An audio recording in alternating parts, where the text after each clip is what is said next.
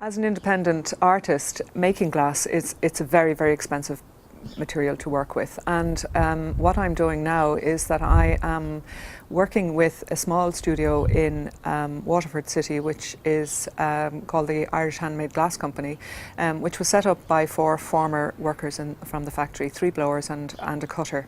And I go there and I rent the facility and I work with them making the pieces as part of the team. And this in itself is part of the work. It's actually the interaction and the collaboration of their skills and my perspective and their knowledge, their histories, all coming together to produce the work. And glassmaking you can't make by yourself really in the hot shop. I mean, you can set up the workshop to be very independent, but it really is in the understanding and the collaboration, the dialogue that you have while you're actually working, and the sensitivity of the hand, which can't really be explained, it has to be felt. These pieces are all my personal response to the story of what is happening to glass manufacturing in Ireland, both in historical terms and in contemporary terms as well. I have made a series of pieces that are both based on the visual landscape of the glass manufacturing industry and also the actual process of making, because as a maker myself, I have an affinity with the material, both in the hot process and in the cold process, and it's something that really fascinates me, and I wanted to express in the deliciousness and the luxury of molten glass, as well as looking at the characteristics that are very, very typical of Irish glass, which is cutting and engraving. During the last number of years, I've spent recording oral histories of some of the men who worked in the factories and listening to their stories of how they both worked and what their legacies were. Many of them, came into the industry through their families or just because of their geographical location to a factory. It was a sort of a natural thing to do, to go and work in the factory. It was at 16, you just went. It was considered as normal that you would just go and work or follow your father, or, it was a good job. And in the 1980s, it was very well paid in here, and particularly in Waterford, it was very well paid. So it was always considered a great job. Very, very, very hard work. Long training, a long apprenticeship, but then an incredible status once you were either a master or a blower, master blower, master cutter. All over the world, people are clamouring to learn these skills, and yet here we have a country absolutely rich in them and not being used whatsoever. In the making of this work, it has been really important that I have worked with these men, because it's moving them into a territory that's completely different for them, and it's moving me into a dialogue which is very intense about where they're coming from and where they have been.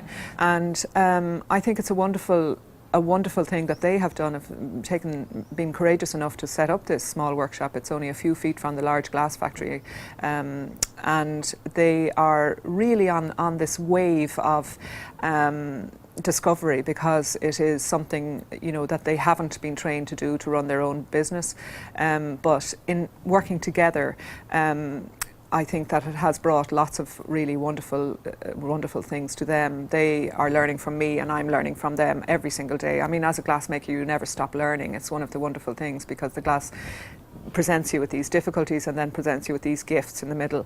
And of course, it's always that tension of whether something's going to break, or whether it's, the line is well perceived, or, have you gathered enough material to be able to make something. And the subtlety is, it's a difficult thing to actually get right. And when you're trying to transfer that information from one person to another, it can often be lost.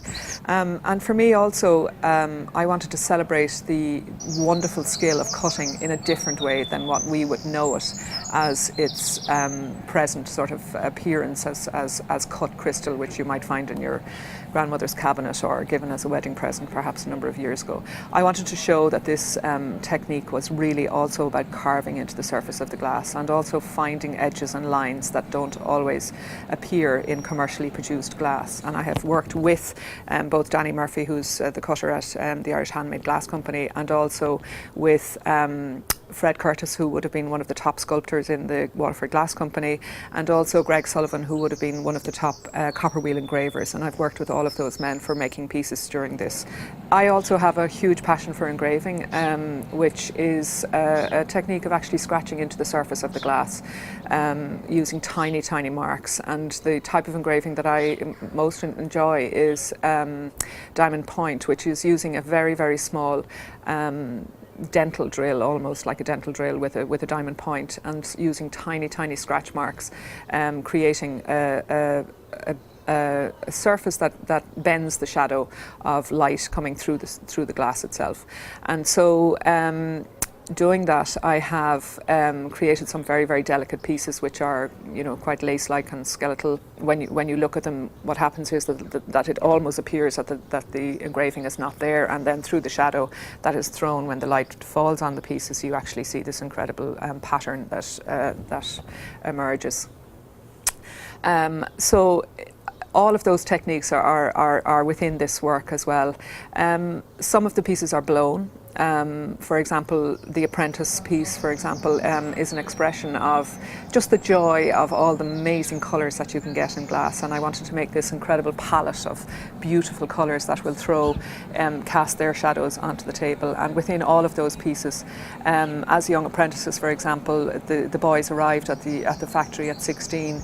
They were given some very simple exercises to see if they were suitable for the cutting shop or the engraving shop, and then they would have spent maybe 6 or 7 weeks cutting one star at the bottom of a piece, or as a apprentice blower, you would have maybe spent 2 weeks just rolling a pipe on a steel table with no glass on it whatsoever, just to get the feel of it.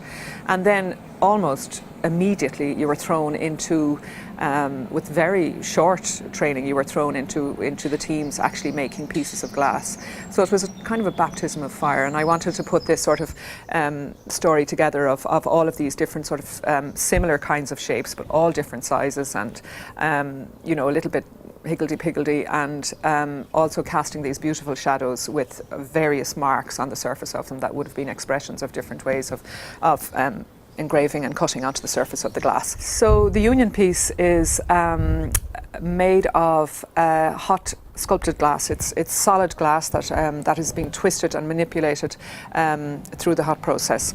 And these are figurative pieces, and I wanted to express a feeling of the striking workers, which in the late 70s there were huge strikes in Waterford over some of the conditions and the pay there, and also at the very end, when the factory was closed, there was a long sit-in where the workers actually tried to keep the furnaces light to negotiate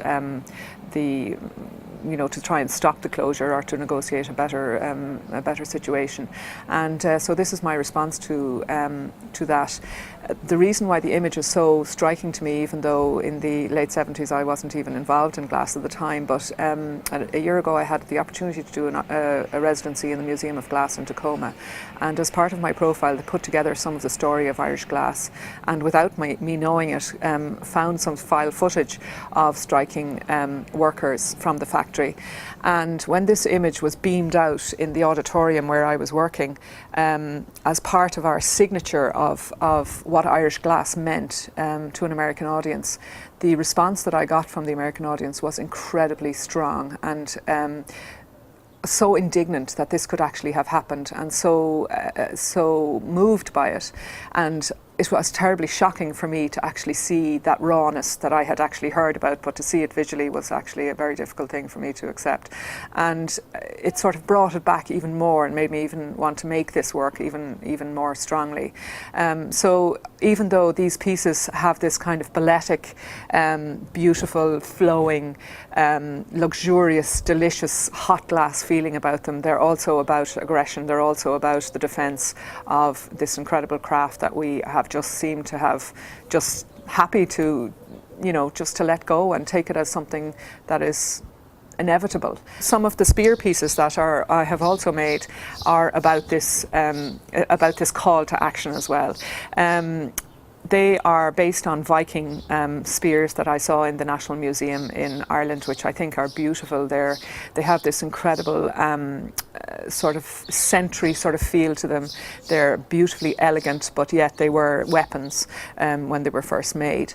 For me, they're very, very evocative pieces, and both work as a triptych and work as individual pieces in themselves. The large hollow form pieces are a series called Breath, and they are the largest pieces that I've made for this group of work. And they are about visualizing the shape of a breath, of how many, when I think of 600 blowers, you know, in the 1980s, 600 blowers, maybe, you know, 800 cutters in the Waterford factory. When I think of the amount of breath that was blown, that was shaped, all of those beautiful, graceful movements of the glass, if you ever watch glass making, you know, it's the most beautiful, seductive and enchanting thing to watch, that you take this liquid out of honey, sort of liquid out of a furnace, swing it around on the end of a long pipe, blow it through these incredible colours of yellows and reds and golds until it becomes its final colour, whether it's a clear glass piece or whether it's a coloured glass piece. In this case, they're all different colours, and I'm looking at the various colours of the cooling of the glass, so taking it from a really, really hot yellow through to the final cooling of a steel blue or a steel grey. And it is about both the ballet of the making, because, you know, many of these big glass blowers all over the world, I've been to many glass factories all over the world, you see these big burly men who, you know, who walk around with big, you know, bare bellies and drinking away, and then suddenly you put a pipe into their hand and they are the most elegant and balletic of people, where they move around in a small space and never bump into each other, and it's very fluid and very beautiful. And part of that is the enchantment of glass blowing for me, is that dance. That dance of working together in a small space and having this unspoken understanding of where you should be and how you should work, how you should move when you're actually making something. And this is not something that can be translated very easily. It's something that comes from working and having that fluency and having that knowledge and learning from other people, even though you may not even be aware that you're learning that dance.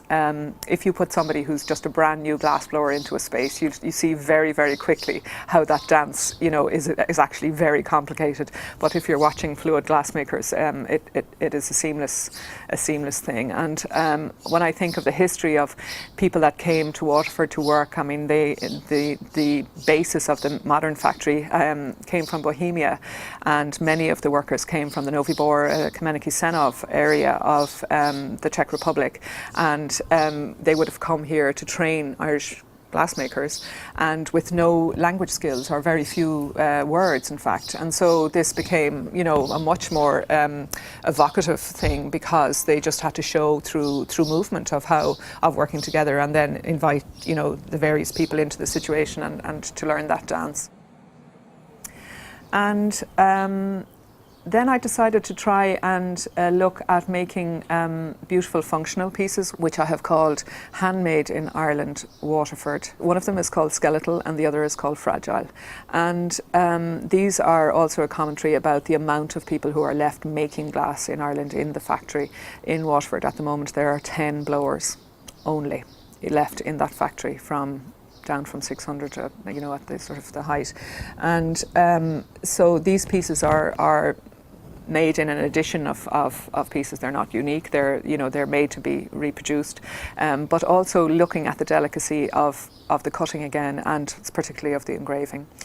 So this delicate and fragile and skeletal engraving remains on the table, but it's only a shadow. It isn't actually in reality on the table. It isn't contained in the glass.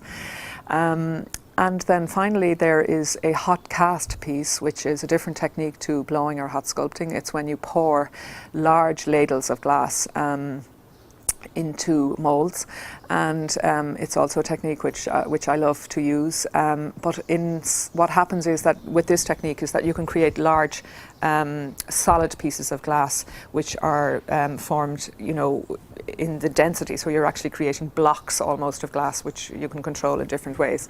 And this has got a very strong cobalt blue colour, and inside the glass you have all these beautiful, beautiful bubbles that are trapped. And I've used the form of the factory, the actual factory sort of shape of these factory buildings known as K1, K2, K3 and K4, which were parts of the plant in Waterford.